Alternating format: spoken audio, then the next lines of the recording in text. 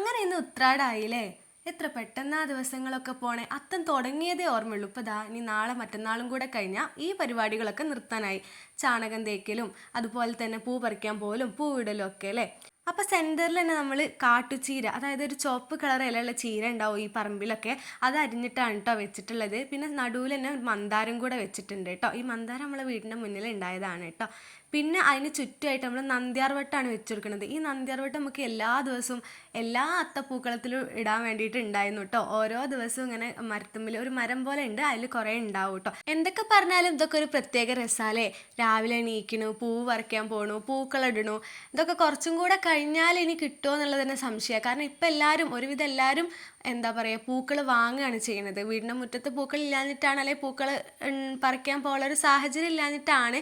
ഇനി കുറച്ചും കൂടെ കഴിയുമ്പം തീരെ ഉണ്ടാവില്ല. ഇപ്പോഴത്തെ കുട്ടികൾക്കൊന്നും, അല്ലെങ്കിൽ കുറച്ച് കഴിഞ്ഞിട്ടുള്ള കുട്ടികൾക്കൊന്നും ഈ ഒരു രസം അറിയാൻ ചാൻസ് കുറവാ അല്ലേ. പിന്നെ അതാ ചുറ്റും നമ്മൾ കതിരാണ് കേട്ടോ ഇട്ടിട്ടുള്ളത്.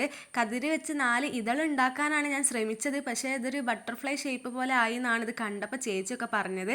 എന്തായാലും വേണ്ടിയില്ല, ഒരു ഷേപ്പ് ആയല്ലോ, അത് തന്നെ ധാരാളം. അങ്ങനെ ഇതാ ആ കതിരിൻ്റെ മുകളിൽ കുറച്ച് ഡെക്കറേഷൻസും കൂടി കൊടുത്ത് ഇന്നത്തെ പൂക്കൾ നമ്മൾ അവസാനിപ്പിക്കുകയാണ്. ഇനി നാളെ, അതായത് തിരുവോണത്തിൻ്റെ അന്ന് നമുക്ക് അടിപൊളി ഒരു പൂക്കളായിട്ട് കാണാം. അപ്പോൾ എല്ലാവർക്കും അഡ്വാൻസ് ഹാപ്പി ഓണം. ബൈ.